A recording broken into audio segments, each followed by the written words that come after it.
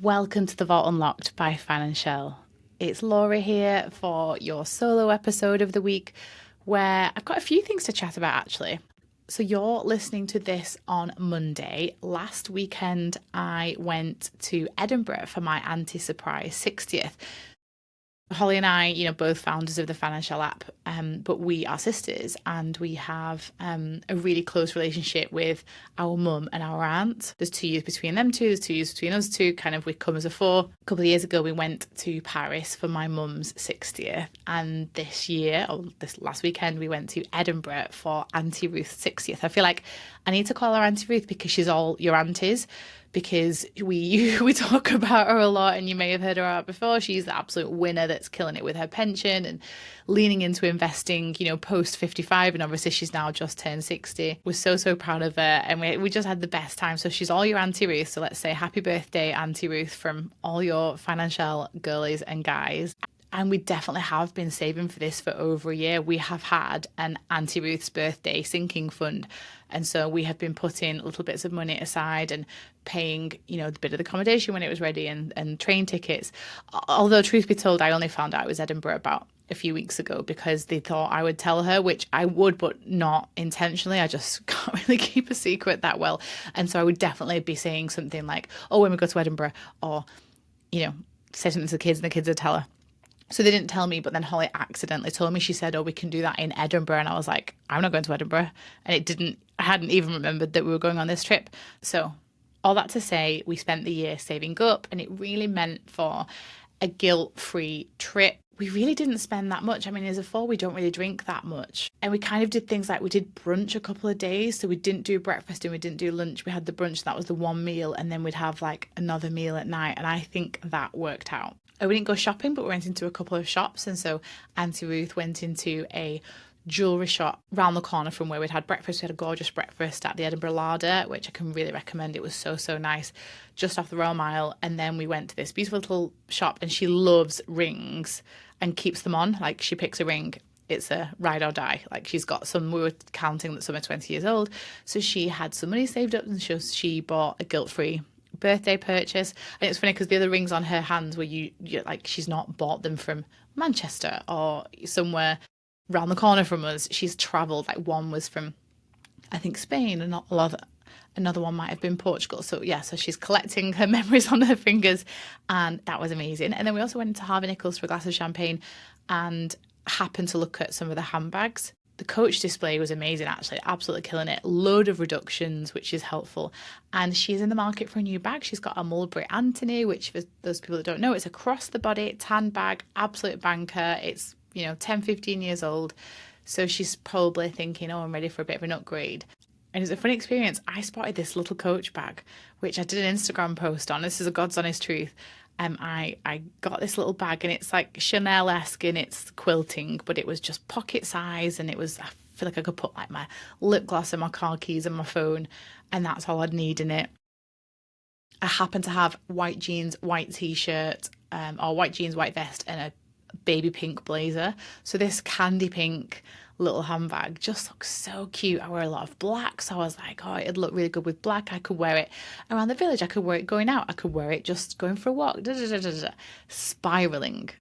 Just how many of you probably do. Now, it was really interesting because firstly, it looked good. Secondly, the price was amazing. It was reduced to 270 for this Coach bag. So big reduction, like it might even have been a 50% reduction. I can't remember. Definitely a big one, more than 30% reduction. Had the money. In fact, my mum was there and she was like, oh, well, we get you something for your birthday so we can put money towards it. And this is what we do. This is how easy it is to go from, I was not planning on making a purchase. I have no need for a little cross the body candy pink bag, to collecting the reasons why this is a really good purchase. Now, the ending of that story is I didn't buy the bag. I followed the financial rules, which is in the moment, you definitely don't buy. Especially if it's something that you weren't looking for and you weren't planning for, you definitely don't buy. And you wait. And I waited. And we were going on a comedy walking tour, which was so much fun. And so we were late actually for it. It was funny. I was literally had the bag on me and we're like, oh my God, we've literally wasted all this time and we're going to be late. We thanked the assistant for helping us. She wasn't pushy, she wasn't too salesy, she was super helpful. She looked in the back for other colours for Auntie Ruth. And so off we went. But in the moment, when I'm trying it on in front of the mirror, guys, the heart rate starts going. You get excited. You think you're going to get something new. I had the money in the bank account. I don't have to, but if I wanted to, I could have rang my husband and said, I'm thinking about making this purchase. Like, is that okay? He would have said yes. Like he's an absolute, would always say yes, because he knows that I'm reasonable in spending and I'm very pragmatic and I spend in proportion to our budget. So this was a moment where I could have got the bag, but I didn't. And actually the ending of this story is I won't get the bag, but I could have so easily done it. To be fair, I actually reflected that if I see a similar bag in a tan, that's a colour bag that I don't have. I wear a lot of blacks and beiges and tans, especially for Fan and Shell. It was Fan and Shell pink. So like I said, I can get giddy about this. And maybe I'll look online in the next couple of weeks and find it. And maybe I'll rebuy it. I'll go, oh, it's Fan and Shell pink. Da, da, da. But can you hear what I'm doing? I'm justifying it to myself. But the point is, in the moment, it was all about the dopamine. It wasn't about the thing. I didn't need the thing. Now, you can have things that you want and not that you need, but I want to share it because it's something that a lot of us struggle with. And I rarely go shopping. And so I haven't tested myself in that scenario for a long time. And honestly, I was nearly there. That little bag, bearing in mind, I was wearing my Chanel. Like my Chanel handbag is, this is what I'm trying to work how old I am. 16, 17 years old. I've got a Chanel from I bought it when I was 21. And I was more excited about this pink bag than the Chanel bag that I have. It was all feels. It wasn't real. It wasn't real life, but you can so easily see how if you put yourself into positions where sales and marketing just had a glass of rosé champagne and I was getting all the feels and it was like, no, don't. So yeah, I wanted to share that with you because we're all human and we all feel it. And I will absolutely tell you if I go back and buy the bag. But right now, I can sleep at night and I've not got it. Okay, so I'm going to jump into some questions. And these questions, actually, I did a Q&A while I was in Edinburgh on Fan and Shell Instagram. And we got so many that I typed some responses to some. But actually, I was like, they'd be perfect for Unlocked, actually, because I had no signal on the train, because we all know that you never get any signals on trains. So we're going to walk through some. So it was basically me saying, ask a question, make a comment, share a win. So we're going to walk through some, and I honestly have not looked at these. So we're going to dive into these Instagram questions, and I honestly haven't checked them before doing this. So we'll see what we get. Hopefully I'd asked for questions, comments, wins. The first one is a win. It's someone saying they've saved £100 by doing No Spend Me. And that is amazing. That is exactly what no spend challenges are for. We talked about my impulsive spending potential earlier on, and it's so easy to go off track and to spend when you are tempted to. So setting yourself a specific challenge is a great way of keeping spending to essentials and not having this discretionary spending that can just creep up. And the fact that you have saved £100 just by doing a no spend challenge in May shows you how much wastage we could all have in our budgets. And so if you are listening to this and you fancy getting an extra £100 in June and or July or any month or more even, and getting on with a no spend challenge, both in the app, if you scroll down to the blogs, or on the website fanandshell.com, go to search and just search for no spend challenge. You will see lots of resources on how to do your no spend challenge. So well done.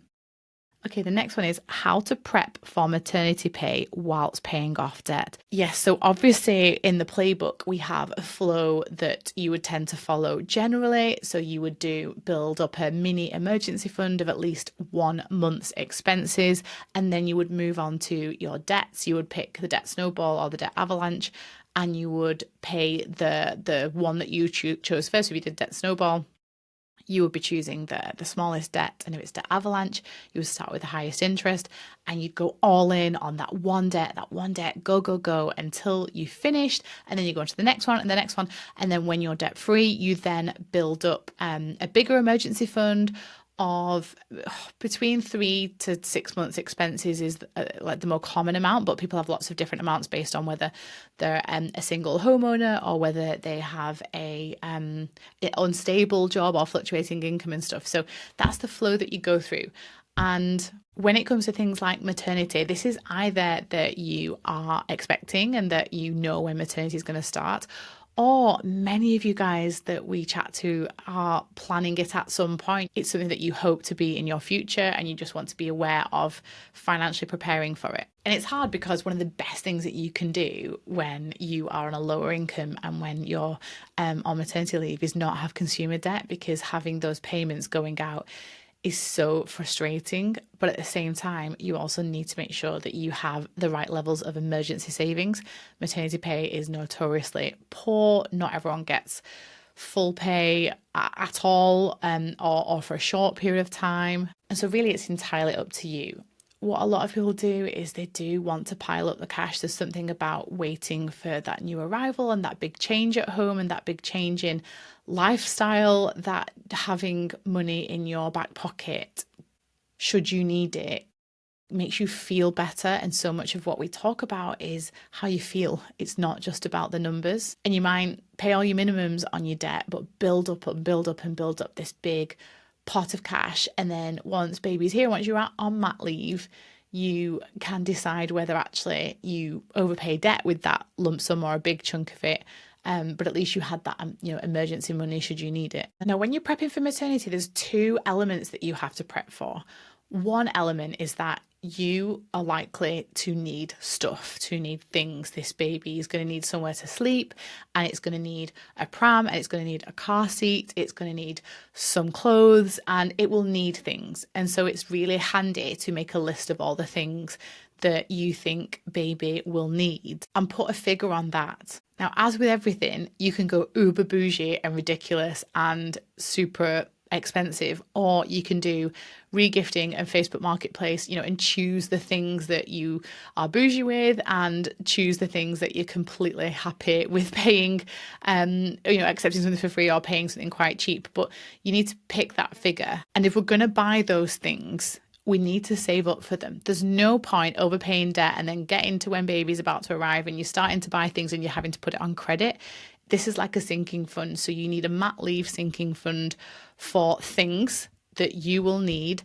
And in that scenario, especially if you know when baby's going to be here and this is more in like a shorter term anticipation rather than it's something for the future, then I guess if I was in that scenario, I would possibly not overpay my debt, but I'd save up a prudent amount that would cover that, and I would stick to that budget and I would make sure that I don't blow it. And actually, if I could save anything and if there's anything left over, it could then later go back on debt, couldn't it? So that's pot one. You need to know, what money do I need to buy the things or to do the things required for me to be able to have a baby at home. The second part, and this is more about what you ask, is how to prep for maternity pay. Because often there's a gap. And so if we have a partner, we often have to work with them because they need to help on this point as well, and plug the gap so that you don't, again, get into debt during maternity leave. And the way that you do that is you look at your budget and you create, and this is what's good about the app, because you could create a maternity leave budget. So many people have done this and screenshotted it and sent it in. You can create a fictional budget, which is,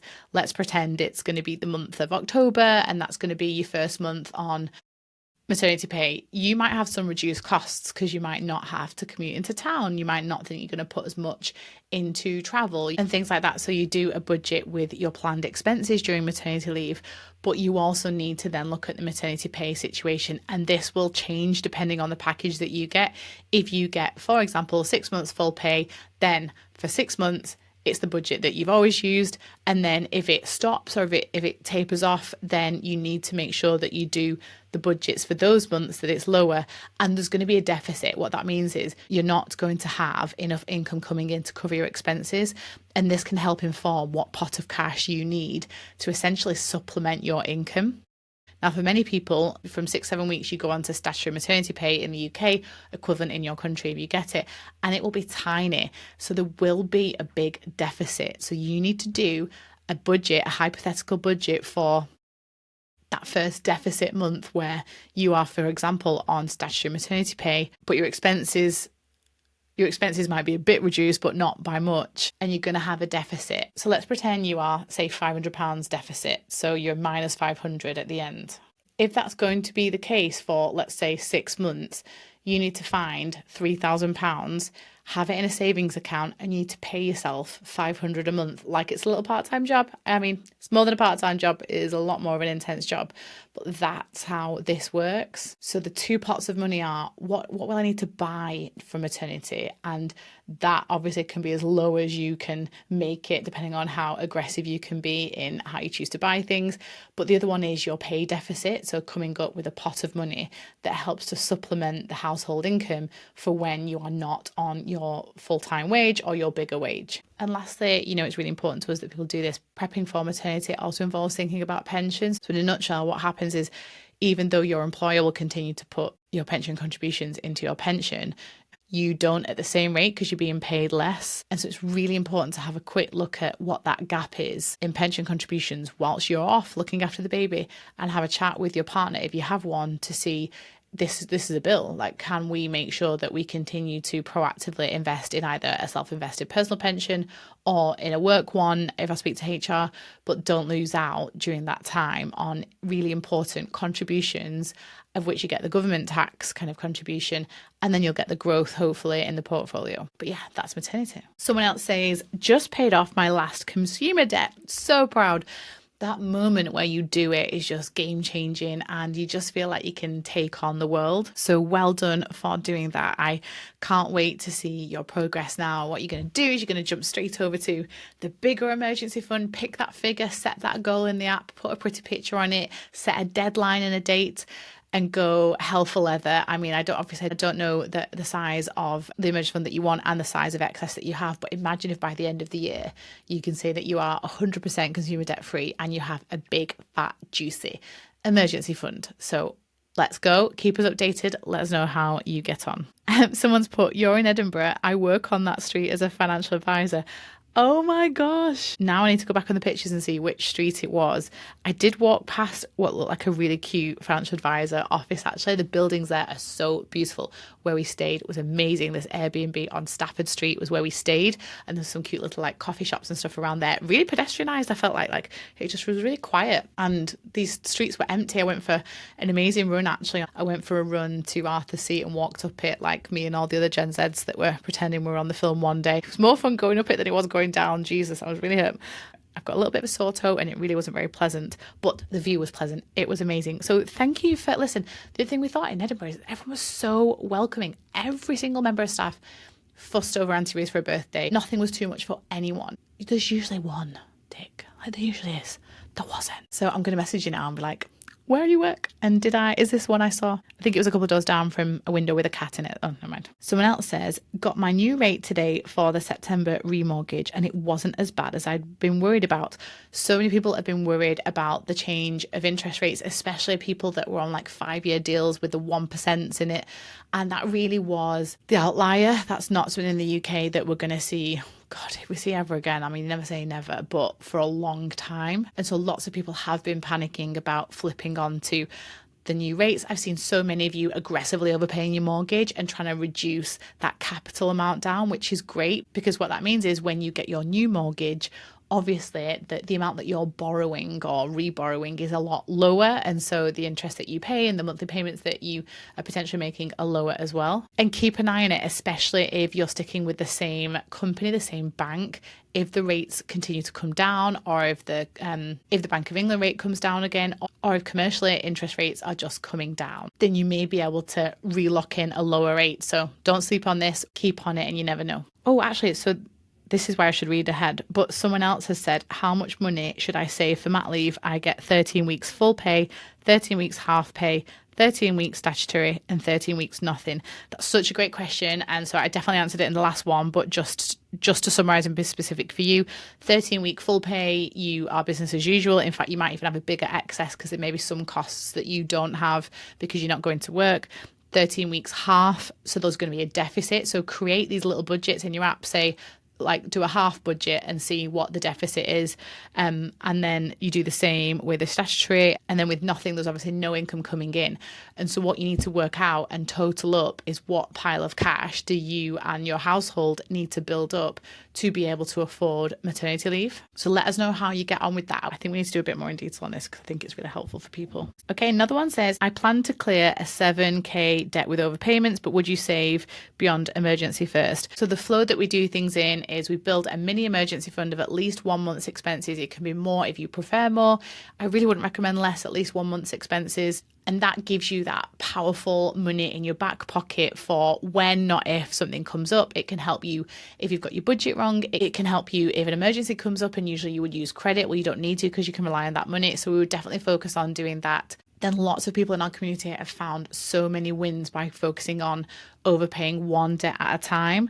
So I don't know if you've got more than one debt, but you do reference a 7k debt and you say with overpayments, and this is exactly what you would then do. So if you've got your emergency fund in as high a yield savings account as you can find, you then hammer one debt at a time with overpayments, and you overpay by doing a budget and creating excess cash in that budget, and that's squeezing it and making sure that you are spending less than comes in. And once you've made your minimum payment, you then look to see what else can you do as an overpayment and just go hammer on that debt. Next question, borrowing for an extension when remortgaging, where to put the money until it's needed, 55k. Okay, the biggest thing that you have to be worried about is that you will dip into this money. This money is expensive money because you have borrowed it and you're paying a percentage on top of it to use it. And so what we don't want is really it to be easily accessible and just like available to dip into, and we'll just use that, or we could do with a new washing machine. Oh, what about this? Or what about that? Like if you were doing an extension, you need a tight budget, a super tight budget. You need a contingency because you will absolutely spend 10 to 15% more. I've never heard anyone not doing that. Like if my own experience and other people's experience, but lock this down. Now, practically, you don't want to lock it down because obviously if you're putting it away in a fixed saver for a year, you're going to need it. And so if it were me, I'd be putting this money into 1 or 2 high yield savings accounts that are easy access and that are not in the same bank as my current account. So it's not easy to transfer money in, and just promise yourself, this is only for the extension. It's not for anything else. I hope that helped. Okay, next up, struggling with setting a food budget as I feel disappointed in myself when I go over. Tips. You and me both. Honestly, it's the one that I say I struggle with the most. I just find it really hard to budget for groceries. I think it's my stubbornness as well that I can't believe that food does cost what it costs. And so I set this, what I think is quite a high budget, but the reality of the situation is it's not that high, and we have a family of 5 and it kind of is what it is. When we've budgeted it too low and you have to transfer money from a different pot or flexible expense or a sinking fund, or God forbid your emergency fund because you budgeted too low for that grocery budget, that's frustrating too, and that makes you feel rubbish. So I think the best thing to do is, if you are going over, go back and add up what you spent on groceries last month and the month before and the month before that. Look at what you actually spent, not on what you set in the budget. And I would pick that amount and add 10%.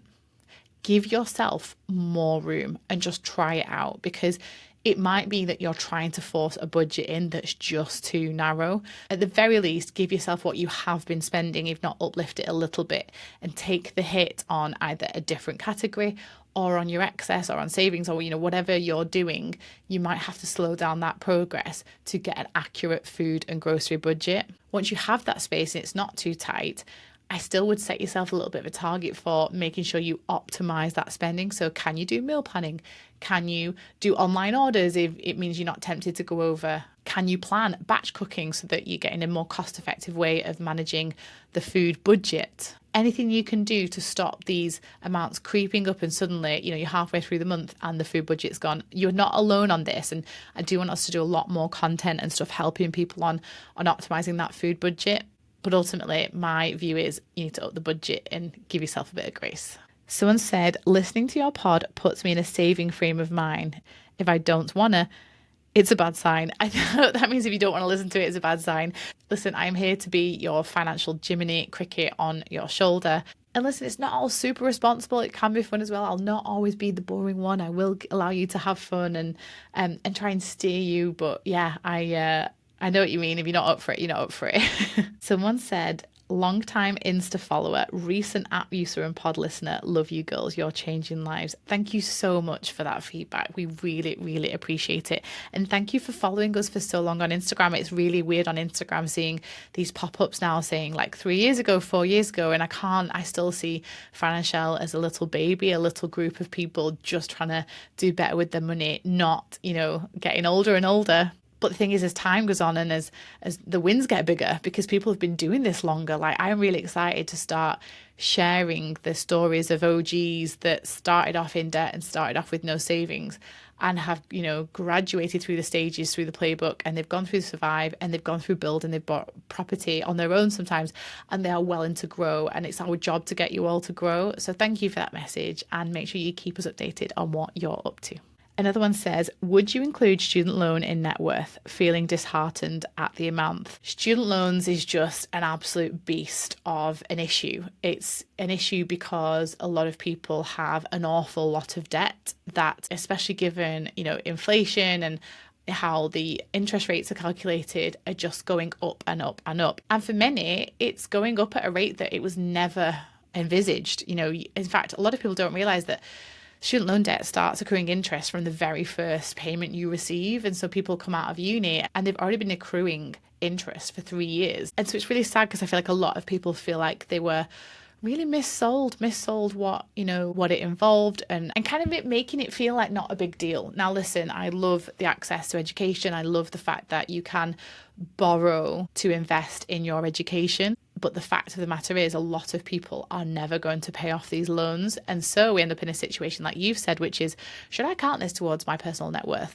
This could be tens of thousands of pounds. It could be hundreds of thousands of pounds worth of student loan, which would blow most people's net worth just out the water. And given a regular student loan isn't treated like other loans, it's not consumer credit, it's earnings linked. So you only pay it back when you hit certain earnings thresholds, that a lot of people see it as more of a tax. And so if it were me and if my student loan was so high that actually it was quite demoralizing and I am in that bracket, which is, I'm going to find it tough to pay off, I wouldn't include it.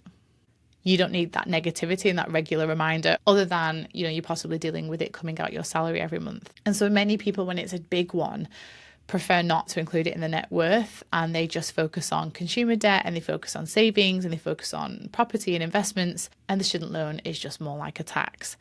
If it's within reach, like if it's a 20, 30, 40,000 pound student loan, and with your earning trajectory, you are likely to pay it off, you might find it as a win to include it because it should be going down. If you're paying enough off it, you should be helping get that number go down.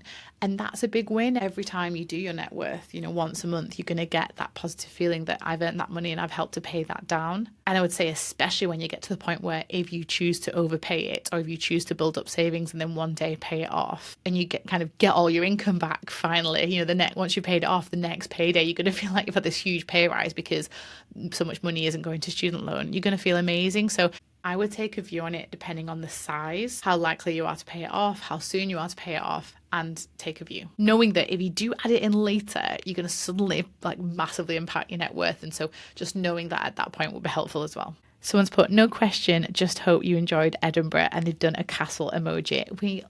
Loved it. I'll tell you a little bit about some of the places we went to. We went to a gorgeous steak restaurant called Kylo, which doesn't overlook the castle, but it's like around the corner from the castle. Holly's been years ago, twice, still there, still getting rave reviews. It was really, really amazing. We did Dishoom for brunch one day, which I've always wanted to do. Holly's been before again, and you can tell who's the foodie and who just is there. I'll turn up, tell me where to go, and I know I'm going to get a good meal. And they do, I did a bacon and egg naan, and it's one of their specialities. Loved that. Did a gorgeous breakfast at the Edinburgh Larder. Oh, and then we just grabbed some food at the Edinburgh street food thing because we went to watch the Moulin Rouge at the Playhouse, and we ate there. And again, we really enjoyed it. Thank you for asking. Next up, someone says, had enough excess to be able to get last minute pitbull tickets. Well done. That is iconic. We have a lot of music lovers in the financial community, and the idea that you can either save up in advance for these, big moments where you want to get that ticket and you don't want to get it on buy now, pay later, and you don't want to get it on a credit card. Or you can spur of the moment grab a ticket because you have enough room in your budget, you have this excess. It's just absolute goals. Like, that's what we want. You're doing amazing. And you know what? Pitbull would be proud. Someone said, thoughts on upping the age to apply for a credit card to 21. Ooh, I have never heard that suggested, but I understand why. That's a super interesting suggestion, isn't it? Because on the one hand, you've got lots of things that we're able to do age 18, but I wonder what the research is on, the debt that we take out between 18 and 21. How necessary it is. If any, credit debt could be, described as necessary. But from a financial inclusion point of view, from people from more poorer backgrounds, whilst I never advocate for credit, I do wonder whether access to cheap credit helps people get ahead in terms of whether it's university or whether it's their first jobs versus someone that comes from a privileged background and has access to family cash. I couldn't see it ever happening because I think there are too many people that would lobby against it and put forward the arguments that I've put forward for, which is like financial inclusion and access to emergency credit. But really, the credit card companies would just put the weight behind it because they would never want it to be seen that they're a danger. I love that question. I think in the absence of that, we definitely have a responsibility to educate on the dangers of debt, and I just don't think we do. We do, but maybe we could even go further. Okay, we're nearly there. Child affordability question. What is the minimum monthly excess one should aim for during childcare years? Oh, we are in those. We are in the trenches. We pay for 4 days a week nursery. We're very blessed that my mum looks after our youngest 1 day a week. And so we have 4 days.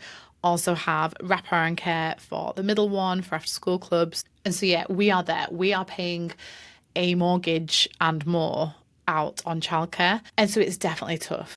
There are going to be moments in your life where your excess is squeezed. It could be because of high costs like childcare. It could be because you're working part-time. It could be because you're in a household where people aren't working full-time. Someone's got ill health. It could be navigating a massive jump in prices. When people started to see mortgages and council tax rises in April and bill rises and cost of food going up, it really did squeeze people's excesses. And so there will be moments of our life, whether it's because of the economic climate or whether it's because of your personal moment in time and where you're up to, that will squeeze that excess. Generally, we've seen the most success when people have a minimum of a 15% excess. So in the financial app, when you do your budget, you put all the income at the top, everything, like all benefits, all maintenance, all jobs, all side hustle income, everything at the top. And then you have it split out into your fixed expenses, which is your direct debits, your subscriptions, your bills. And then you've got your sinking fund payments. So the little pots of money that you build up for things like holidays or insurances or beauty sinking funds. The little amount that you put on a monthly basis, that goes in that bit. And then you've got your flexible expenses, so the money that you put aside for food and travel, like transport. It could be coffees, it could be fun money. Once you've got all that, your excess is what's left over. It's like your personal profit, and it's the thing that you put towards the goal that you're working towards at the moment, and that's the percentage we're talking about. So for people that aren't quite sure, your excess is what's left over. And if you've got a 1% excess, then you're not going to really make much progress on your money journey. You're not going to pay down debt. You're not going to build up savings. And crucially, you're not going to be investing. And so what I would say about budgets that have a really small excess or no excess or a negative excess, they're spending too much in proportion to their income. And if that's you, you either need to up your income in some way or you have to decrease your expenses, because you can't go through life where you're just spending everything you make. We've obviously got extremes where, if you're on the poverty line and you are earning everything you can, you might be limited with your health as to how much you can work or your childcare situation, whatever it is. There's lots of reasons why actually pretty much what comes in goes out and there's not much more you can do about it. But for the vast majority of us, we do have control over our budget and we have options. We have options to pull back. We have options to try and make some extra money. And the excess is the thing that's going to change everything. It's going to change your net worth. It's going to change your financial outlook, your financial well-being, your financial future. And so that's what we want to work on. So a really good one is like 25 to 30. If you can live off 70 to 75% of your income and you're investing 25 to 30% of it, or saving it or paying off debt with it, whichever you're doing at the moment, That's game changing because it shows that you can live on less than you make and that you've got this cushion, which makes you feel good, and that you can put that towards, things that are beneficial for you. You may find during childcare years that our excess is 5 to 10%, and it's for a defined period of time until you might get access to additional hours, until income goes up. There's lots of different variables, but you may find that it's squeezed for that period of time. You may find that it changes when they come out of nursery, it goes to wraparound care, but it's not always as expensive, or it's not always needed as often. You've got summer clubs.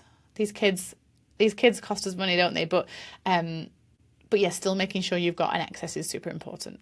How best to manage what goes where with multiple sinking funds and emergency fund?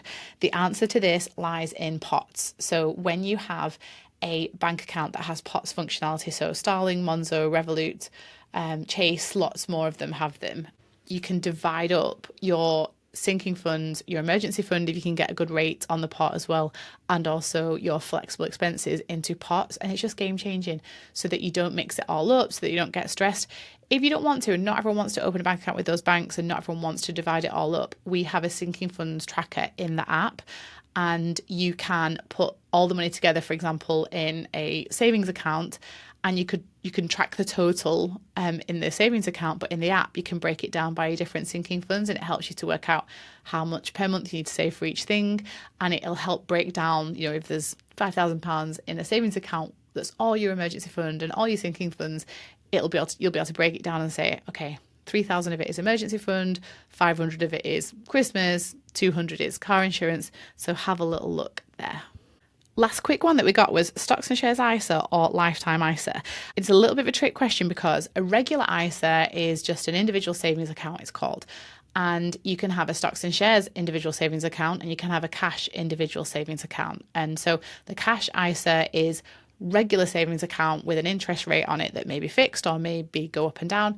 And a stocks and shares ISA is essentially an investment account. So it's still got the tax-free wrapper that it can grow tax-free. And in both those accounts, you can have up to £20,000 as part of your capped £20,000 ISA allowance.